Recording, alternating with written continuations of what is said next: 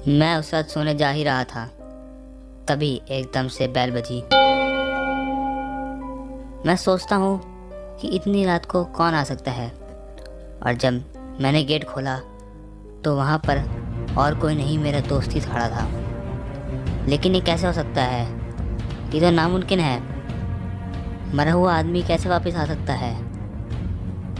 उसको तो मैंने अपने हाथों से खुद मारा था, और उसकी लाश अभी भी उसके घर के बेसमेंट में छुपी हुई है, और उसकी बॉडी आज भी वहीं पर ही है।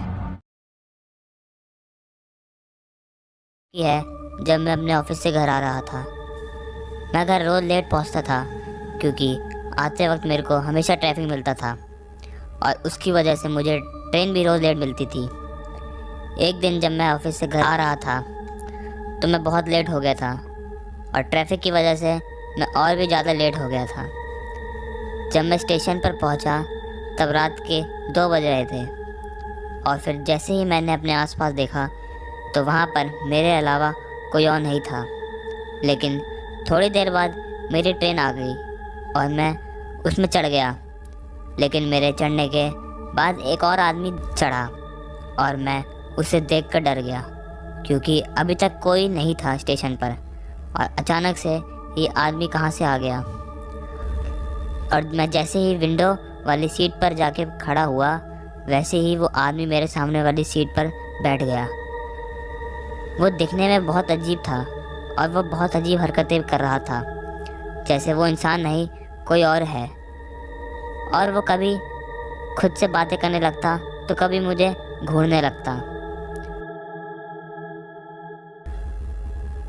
मैं फिर दूसरी सीट पर चला गया, और वो आदमी भी मेरे सामने वाली सीट पर बैठ गया।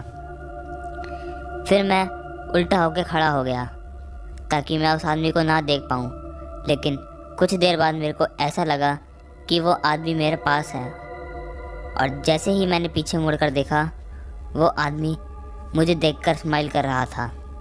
उसके लंबे लंबे दांत देखकर मैं डर गया था, और फिर उस दांतों में से खून निकलने लगा, और वो आदमी मेरी तरफ आने की कोशिश कर रहा था। इतने में मेरा स्टेशन आ गया, और ट्रेन जैसे ही रुकी वैसे ही वो आदमी गायब हो गया, और मैं जल्दी से अपने घर गया। और उस दिन के बाद मैंने कभी भी रात को ट्रेन से सफ़र नहीं किया। दोस्तों, ये बात तब की है जब मैं अपने ऑफिस से घर आ रहा था। ये मेरी नई जॉब थी, और तभी अचानक से लॉकडाउन की खबर आई। जो इंसान जहाँ था वो वहीं फंस गया। ऐसे में मैं भी एक स्टेशन में फंस गया। मेरा यहाँ कोई जानने वाला नहीं था। मैं स्टेशन से निकल के कहीं रहने का जुगाड़ कर रहा था। ऐसे में स्टेशन से थोड़ी दूर मुझे एक घर दिखा, लेकिन वो जगह बहुत सुनसान थी। मैं पहली बार गांव से शहर आया था, इसीलिए मुझे इस जगह के बारे में कुछ पता नहीं था। मैं उस घर में गया, और उसी वक्त एक आदमी ने गेट खोला। मैंने उसे अपनी सारी बात बताई, और उसने मुझे रहने के लिए जगह दी।